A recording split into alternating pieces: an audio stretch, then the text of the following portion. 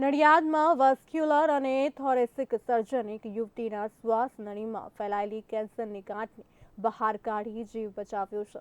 ખૂબ જ જટિલ રહેલા શસ્ત્રક્રિયામાં શ્વાસ નળી સાથે ચોંટેલી આ ગાંઠને યુવતીના શરીરમાંથી જીવતી બહાર કાઢવામાં સફળતા મળી છે. લગભગ 4 થી 5 કલાક ચાલેલા ઓપરેશનમાં સફળતા મળતા હાલ આ યુવતી સંપૂર્ણ સ્વસ્થ છે અને તબીબે નવું જીવન આપ્યું છે.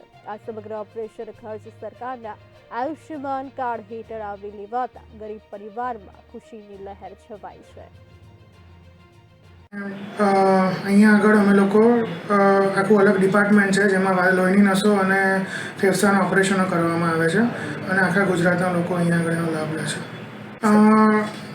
28 વર્ષની મહિલા અમારી જોડે 10 દિવસ પહેલાં છાતીમાં દુખાવા અને ગળફાની કમ્પ્લેન સાથે આવ્યા હતા. એમને એક્સરે પાડ્યો ત્યારે ખબર પડી કે એક સાઈડનું આખું ફેફસું સંકોચાઈ ગયું છે, એટલે એમને સિટી સ્કેન કરવા માટે મોકલ્યા.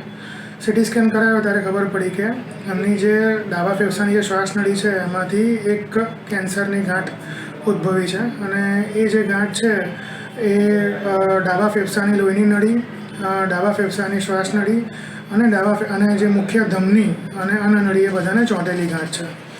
એટલે પછી એની બાયોપ્સી કરવામાં આવી.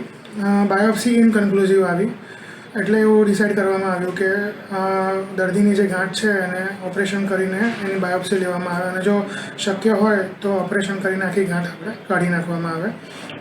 એટલે દર્દીને ઓપરેશનમાં લેવામાં આવ્યું 29 તારીખે અને ખૂબ જટિલ ઓપરેશન હતું કે જેમાં આખું ડાબા ફેફસાનું જે ભાગ છે આખો કાઢવાનો હતો, પણ જે ગાંઠ જે મુખ્ય ધમની, અન્નનળી, ફેફસાની નળી અને શ્વાસ નળી જોડે ચોંટેલી હતી એટલે બધાને બચાવી અને ગાંઠ કાઢવાની હતી.